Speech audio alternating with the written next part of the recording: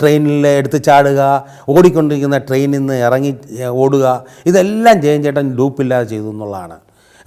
വലിയൊരു കെട്ടിടത്തിൻ്റെ മുകളിൽ വലിഞ്ഞു കയറണം, പുള്ളി തന്നെ വലിഞ്ഞു കയറി, റോപ്പിട്ട് ഈ പറഞ്ഞ കയറിട്ട് വലിച്ച് പുള്ളി കയറി. വളരെ റിസ്കി ആയിട്ടുള്ള ഒരു നടന്മാരും അത് ചെയ്യാത്തതാണത്.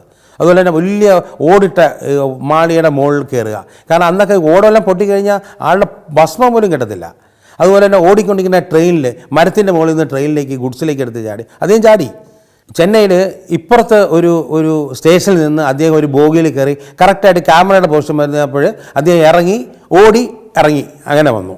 അതൊക്കെ ഭയങ്കര റിസ്കി ആയിട്ടുള്ള സാധനം, എല്ലാം ചെയ്യും അദ്ദേഹം. ഒരു പ്രശ്നവും ഒരു മടിയില്ല, എന്നാൽ ഞാൻ ഭയങ്കരമാണ് കാണിച്ചെന്നുള്ള ഒരു അഭ്യാസങ്ങളുമില്ല. വളരെ കൂളായിട്ട് അത് ചെയ്യും.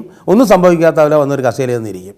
അദ്ദേഹത്തിന് അത് നന്നായോ എന്ന് മാത്രം അറിഞ്ഞാൽ മതി. നന്നായി എന്ന് വാക്ക് നമ്മുടെ ഇന്ന് കേൾക്കണം. ആവറേജ് എന്ന് പറഞ്ഞാൽ പുള്ളി പറഞ്ഞാൽ അടുത്തത് നമുക്ക് ഒന്നുകൂടെ എടുക്കാം എന്ന് പറയും. ആ ഒരു സ്പിരിറ്റ് അദ്ദേഹത്തിനുണ്ടായിരുന്നു. ഞാൻ നസീർ സാറിൻ്റെ വലിയ ആരാധകനായിരുന്നു ജയൻ ചേട്ടൻ. എപ്പോൾ വന്നാലും നസീർ സാറിനെ പറ്റി വാതോരാതെ ഇങ്ങനെ പറഞ്ഞുകൊണ്ടിരിക്കും, ഇങ്ങനെ പറയും നല്ല വാക്കുകൾ നസീർ സാർ ഇദ്ദേഹത്തിനെ പറ്റി പറഞ്ഞത്. അങ്ങനെ ഒരു ഡെഡിക്കേഷനായ ഒരു പ്രത്യേക വ്യക്തിയായിരുന്നു ജയൻ ചേട്ടൻ.